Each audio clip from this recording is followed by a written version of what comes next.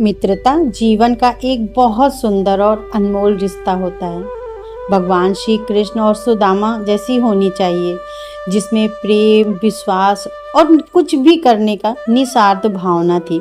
सच्चे मित्र कभी भी धन, पद या कैसी भी परिस्थिति हो, वो तो बस दिलों के संबंध पर ही निर्भर होती है। भगवान श्री कृष्ण द्वारिका के राजा थे और सुदामा एक गरीब ब्राह्मण थे। फिर भी उनकी मित्रता में कोई भी भेदभाव नहीं आया। सच्ची मित्रता तो वही है जो समय बदलने पर भी नहीं बदलती है।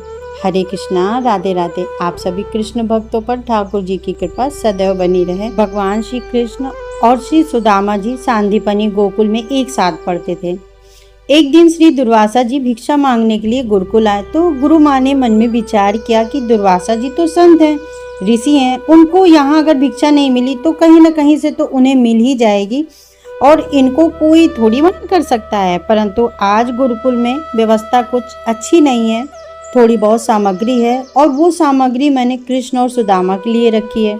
दोनों बन जाएंगे लकड़ी तोड़ने के लिए, कुछ पुष्पाद भी लेने के लिए। तो वो जो चने हैं वो कृष्ण और सुदामा पालेंगे।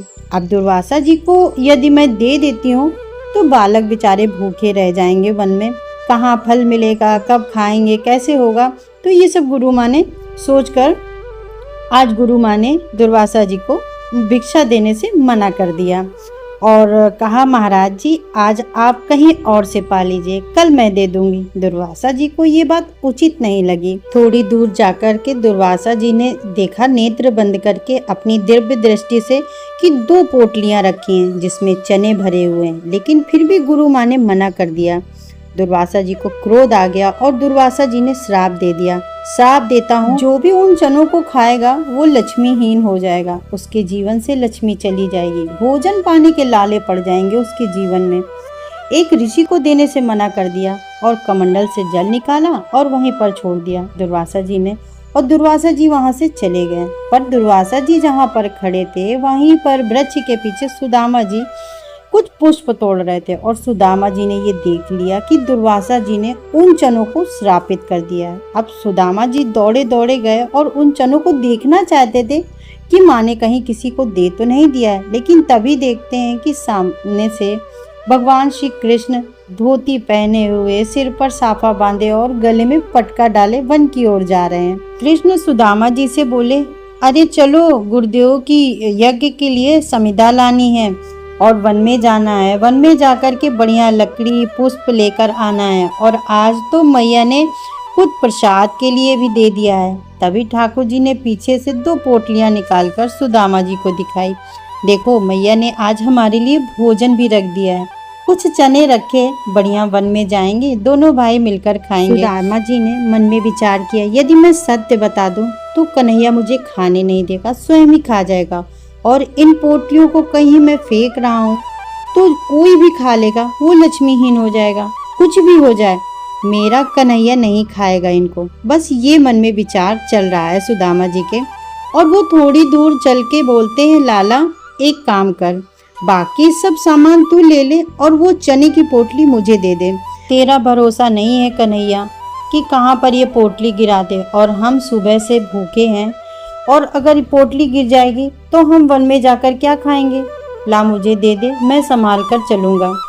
और ठाकुर जी ने दोनों पोटलियां छीन ली और सुदामा जी ने वो चने की पोटली अपनी कमर में बांध ली। और सुदामा जी तो अब केवल अवसर देख रहे हैं कि कब वो अवसर मिले और कब मैं एक एक चना इसमें से खा जाऊं, कन्हैया को ना मिले बस। और तभी जोरों की वर्षा होने लगी। सामने एक विशाल वृक्ष था। ठाकुर जी वृक्ष पर चढ़ने में थोड़ी सी देरी लगाते थे, लेकिन सुदामा जी झटपट चढ़ जाते थे। सुदामा जी ने विशाल वृक्ष को देखा और दौड़ कर आए और फटाफट उस पर चढ़ने लगे। ठाकुर जी नीचे से धीरे धीरे चढ़ रहे थे। तभी सुदामा जी ने दोनों पोटलियां खोली और मुट्ठी भर भर के पूरा मुख भर लिया, इतना भर जाए, और उसे पाने लगे। ठाकुर जी ने चढ़ते चढ़ते ऊपर देखा तो ऊपर देखकर बोले, ए सुदामा, तू क्या कर रहा है? अरे मैया ने केवल तेरे लिए नहीं मुझे भी दिए हैं चने, गुरु माँ ने मुझे भी खाने के लिए दिए। अरे थोड़ा सा रुक तो जाओ, मैं भी खा लेता हूँ आके तुम्हारे साथ, ऐसा मत करो।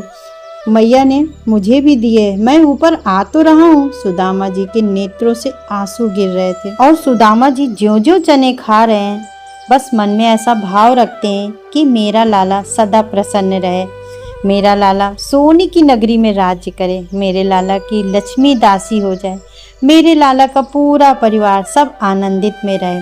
हे विधाता, मेरे अधिकार के, मेरे जीवन की सब लक्ष्मी मेरे कन्हैया को मिल जाए। और ऐसा कहते कहते सुदामा जी सारे चने खा गए। ठाकुर जी जब तक ऊपर पहुंचे, सुदामा जी के नेत्र लाल पड़ चुके थे, आंसू बह रहे थे और पूरा मुख एक बानर की भांति भरा हुआ था। भगवान बोले, सुदामा, ये वास्तव में तू ही है। तेरे अंदर तो मैंने सब गुण देखे थे, पर आज ये पहली बार मैंने अवगुण देखा है कि तू मेरे अधिकार का भी भोजन तूने ही पा लिया। तुझे नेक सी दया नहीं आई? तू ये कैसे भूल गया कि मैंने भी सुबह से कुछ नहीं पाया है? अरे इतना ज़्यादा भी तुझे लोभी नहीं होना चाहिए था। तू मेरे हिस्से के भी सारे चने खा लिए। और ठाकुर जी सुदामा जी से नाराज हो गए। सुदामा जी बार बार ठाकुर जी को पकड़ते, अपने हृदय से लगाते, लाल तू सदा प्रसन्न रहेगा, तू सदा खुश रहेगा, बस तुझे कभी किसी के आगे हाथ नहीं पसारने पड़ेंगे, पूरी दुनिया तेरे आगे हाथ पसारेगी। अरे दूर हट जा सुदामा, कैसी बात कर रहा है? एक तो मेरे हिस्से के सारे चने खा लिए और अब कह रहा है पूरी दुनिया। अरे लाला, तू अभी नहीं समझेगा, ये तुझे बाद में समझ में आएगा।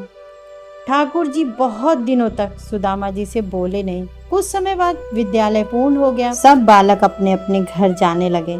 ठाकुर जी भी मथुरा प्रस्थान कर रहे थे। सुदामा जी समीप आए, ठाकुर जी को हृदय से लगाया, लाला तू सदा प्रसन्न रहे और तू खूब खुश रहे, ये मेरा आशीर्वाद है।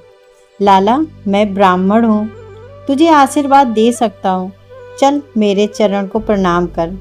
ठाकुर जी ने प्रणाम किया। सुदामा जी ने कहा, तू सदा प्रसन्न रहे लाला। कृष्ण जी बोले, तुम्हें कुछ और नहीं आता है? हर वक्त सदा प्रसन्न रहे, सदा प्रसन्न रहे। भगवान बोले, घुमा फिरा कर बस इतना ही क्यों कहते हो? ए सुदामा, तुम्हारे पास और कोई आशीर्वाद नहीं है? बस यही कि तू सदा प्रसन्न रहे, तू सदा भरा भरा रहे, तुझे कोई चीज की कमी ना हो। वो अंतिम मिलन था ठाकुर जी का सुदामा जी से। ठाकुर जी पहुंच गए मथुरा और कुछ ही दिनों बाद सुदामा जी का आशीष फलने लगा। सोने के नगरी के राजा द्वारिकाधीश बने। किसी चीज की कोई कमी नहीं थी। लेकिन सुदामा जी जब अपने नगर पहुंचे तो पूरा परिवार उजड़ने लगा था। घर की लक्ष्मी जाने लगी थी, माता पिता भी चले गए थे, घर का सारा धन कमाने की कोई व्यवस्था नहीं थी। बेचारे सुदामा जी ने कर्जा लेकर अपना विवाह किया। आधे से ज्यादा जीवन निकल गया था। ब्याह में लिया हुआ कर्जा ही नहीं चुका पा रहे थे। सखा हो तो सुदामा जैसा हो। भगवान की ऐसी मित्रता जो युगों युगों तक याद रहेगी कि मित्रता का भाव क्या है। तो दोस्तों चलती हूँ, फिर मिलती हूँ, तब तक के लिए राधे राधे।